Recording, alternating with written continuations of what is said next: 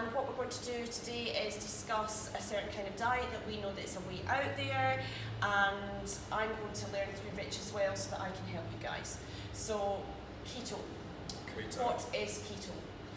Okay, technically keto is encouraging your body to use ketones for energy, so fatty acids for energy. It is a tricky process, so your body's not designed to use fatty acids for energy, it's designed to use glucose. So, and where do you get glucose from? Glucose is from carbohydrates, so any carbohydrate ultimately converts to glucose. So why would people change to using fats for energy instead of carbohydrates? There's a theory out there that your body will more readily utilise fatty acids as in stored body fat for energy if you're eating. So your own body fat that you've already got? Yeah, and also they talk about insulin sensitivity and stuff and pre-diabetes and stuff, and that's been beneficial in that regard. It can be to some degree, but it's definitely not the answer to those issues. How do you know if you're in keto? You're on sticks actually, or blood testing. That's only the only real true way. Yeah. It's also very, very misunderstood actually to follow a proper ketogenic diet is 70% of calories from dietary fat. And unfortunately people are Googling and going, oh, I want to be in a keto diet. They've then gone on to follow these keto group chats in Facebook and all of these recipes that are going around as well, thinking that they're in ketosis. And they're usually going wrong. So usually what people do when they think they're going to do a keto diet is they eat high protein, they eat high fat, they eat no carbs or little to no carbs. Is that not how Atkins started? Yes, it is. And keto is not high protein. Keto is actually quite low protein. So keto is technically 20% of calories from protein or less. Yeah, maximum 30%. Usually around 20%. Yeah. Dietary fats in the realm of 70%. Okay. And trace carbs from fibrous sources. Yeah. So they still eat fibre and stuff as well. What I've found though is the fact that a lot of people that go into keto because they're having to keep the carbohydrates so low, they don't even have vegetables. Right. And fruit is a big no-no. So I would personally see that the micronutrients are suffering because of that. And 100%. Fibre. Yeah, 100%. So people stay away from carbs, they're not getting fibres, they're not getting soluble, they're not getting insoluble fibre. They're not getting micronutrients from veggies and fruit and stuff like that. They're not getting digestive enzymes. Yeah.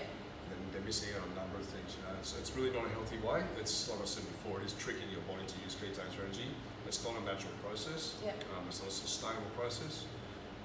Yes, fat loss or weight loss rather can be rather rapid to start with. But then that would happen with any diet. If they're changing from what they did and also going into a calorie deficit, of course that's going to happen regardless of being in keto or whatever they're doing. And ultimately, look, the rapid weight loss from keto is generally due to glycogen, stored carbohydrate loss, water. Muscle wastage? To a degree, yeah, but generally fast up straight away is water loss and intracellular glucose. Which you would say would happen with most diets. I mean, that's why a lot of people that are going on these fad diets, they instantly go, yeah, I've lost 2 kilograms this week, and then they keep going, and then it comes to standstill. Yeah. But I mean, I read a lot and I hear a lot about people that have been in ketosis, which they're not, for a long time, and they absolutely love it. They sleep better. They say their mental state is a lot better. They have far more clarity. Why is that? Generally, in those instances, look, people the insulin resistance or the ability to uptake glucose from the bloodstream into the cells can be inhibited in certain individuals, so like pre-diabetes sort of conditions, all that kind of stuff. With the improved insulin sensitivity comes more mental clarity, so a lot of carbohydrates for some people, your body produces a lot of insulin, so utilise those, it can make you doughy, it can make you clog. So maybe they've been eating the wrong kind of carbohydrates that have made them always feel like that, and just because they've come off them but not tried anything else, that all of a sudden they go, oh yeah, it's because of the keto diet. Yeah, most likely, For athletes, would you recommend the keto diet? Never. Why? For no athlete. You need glucose for energy source, our body's preferred fuel source is glucose, When people, the thing is with people, what we were talking about with keto before, the fact that most people aren't actually in ketosis, what their body does is there's a process called gluconeogenesis. So if you have a high protein, you have high fats, your body's going to convert a large percentage of that protein to glucose before it will convert the fats to ketones for energy. So it's a false sense of, you get energy from glucose through an indirect pathway. So, right, okay, so you're actually getting the glucose from proteins? Yes. Okay. Yeah. What about the everyday mum that sits at home and looks after children, or somebody that's doing a job that's not moving very much? What would you recommend it to them? Not full keto, you know. Definitely. I know, Let's just not recommend it to anybody. You can probably tell them I don't like it too much. Generally, in those instances, you know, I mean, carbohydrates, I mean, we're talking like you want to get into sort of technicalities with diabetes and certain exchanges and all that kind of stuff.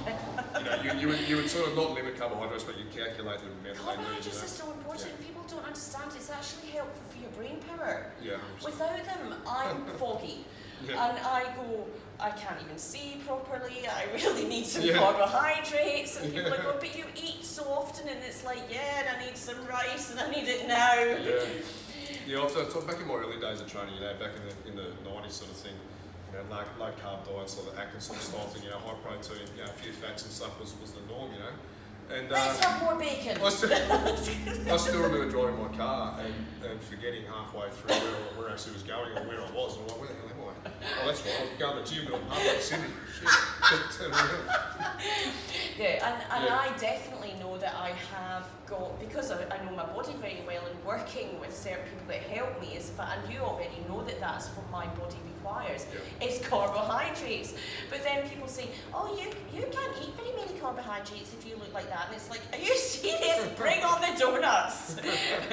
But I'm actually discovered that I can't have brown rice, that it just does nothing for me. Mm-hmm. And that's when you put me onto rice flakes, and I thought, I still don't feel right, there's something not Mm-hmm. right.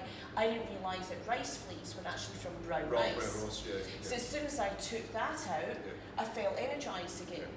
So it's discovering what works for your body. 100%. Yeah, everyone is different.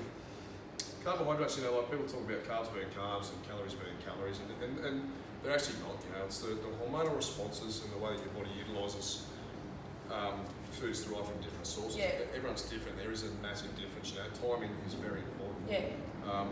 You know, like if it fits your macro style diets and stuff, you know, they're really misunderstood. Yeah. If it fits your macro, we're going to swap equal amounts of quality protein for quality protein. Absolutely. It's not, I've got so many calories left, let's eat a tub of ice cream. Yeah, which is what most people do these days. You know, they think, I've still got 500 calories to go. I'm just going to eat some chocolate. Absolutely. And again, calorie deficit is the only way, if you want to lose weight, you have to be in a calorie deficit. And the video that I did the other day was explaining that and how to work that out. And people that are wanting to gain weight for certain reasons, for muscle building or whatever, all you have to do is increase your calories, but making sure that it's coming from the correct source. Yeah, even even as far as cheat meals go, you know, like in your dieting phase, you know, cheat meal to reinstate certain metabolic functions and mainly mindset and stuff, you know, to break the monotony of it. You still have to be in a surplus, otherwise the refeed is not worth it. irrelevant. Yeah, so absolutely. It's just basically a waste of time. So. And some people like to go out and have the pizzas and everything else. I actually just prefer what I'm eating and just increase the quantity of it.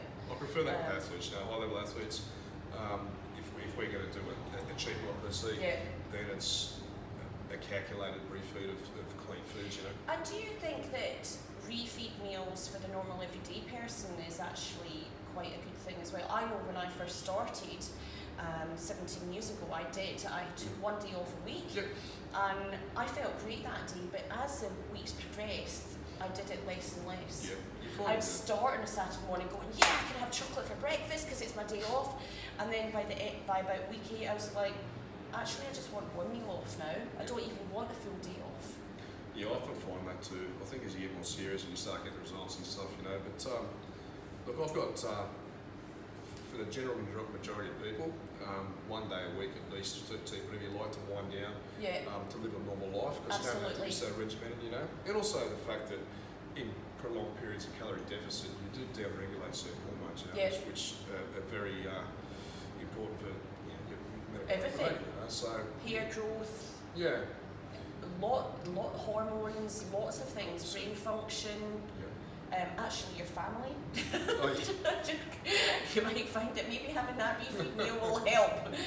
Yes, for sure. Because also you can enjoy that time out with your family and don't ever feel guilty about it either. I think that's what a lot of people, that then if they're having a an off meal, then they feel the guilt and get up the next morning and go, oh no, I've got to run even longer today. No, that's not what it's about. That's right. Generally, like I've got clients, all different kinds of clients, all different kinds of situations, you know. Some of them like to eat a lot of shit on their cheat meal, you know, so I'll actually break it down and say this is what you can eat.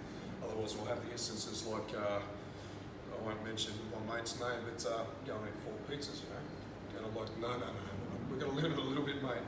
4? How do they even eat 4 pizzas? Bottomless pit, hey. Yeah, oh my God. I know one guy that can eat a meat-along Cronini's pizza in less than 10 minutes. So he gets, every year he'll go and eat a meat-along Cronini's pizza in less than whatever minutes it is, and he has a free pizza for a week, for a year. Yeah. Oh my God. Yes. Yeah. I know where wow. it fits. So hopefully that's helped get me sort of going a little bit, but that's what this is about. So hopefully that's helped us a little bit. And if you've got any questions that you would like answered, I will do this regularly. So just let me know. Thank you.